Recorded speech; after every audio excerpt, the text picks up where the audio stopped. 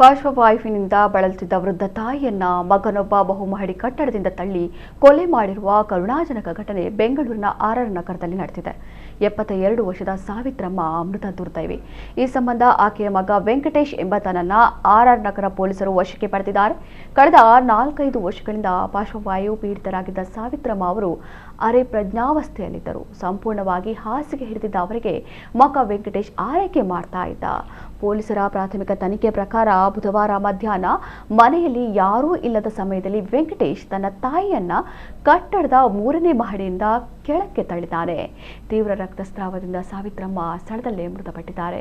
ವಿಚಾರಣೆ ವೇಳೆ ಆರೋಪಿ ವೆಂಕಟೇಶ್ ತಾಯಿ ಪಡುತ್ತಿದ್ದ ದೈಹಿಕ ನೋವು ಮತ್ತು ನರಕ ಯಾತನೆಯನ್ನು ನೋಡಲು ಸಾಧ್ಯವಾಗದೆ ಅವರಿಗೆ ಈ ಅವಸ್ಥೆಯಿಂದ ಮುಕ್ತಿ ನೀಡಲು ಈ ಕೃತ್ಯ ಎಸಗಿದ್ದೇನೆ ಎಂದು ಪೊಲೀಸರ ಮುಂದೆ ಹೇಳಿಕೆ ನೀಡಿದ್ದಾನೆ.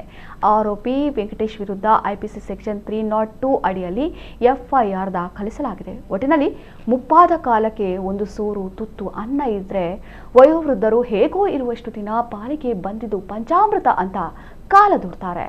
ಆದರೆ ಪುತ್ರ ವೆಂಕಟೇಶ್ ಮಾತ್ರ ತಾಯಿಯ ಅನಾರೋಗ್ಯಕ್ಕೆ ಬೇಸತ್ತಿದ್ದು ಕೈಯಾರೆ ತಾಯಿಯನ್ನ ಮಹಡಿ ಮೇಲಿಂದ ತಳ್ಳಿ ಬಲಿ ಕೊಟ್ಟಿದ್ದಾನೆ ಎಂಬುದು ನಿಜಕ್ಕೂ ವಿಪರ್ಯಾಸವೇ ಸರಿ.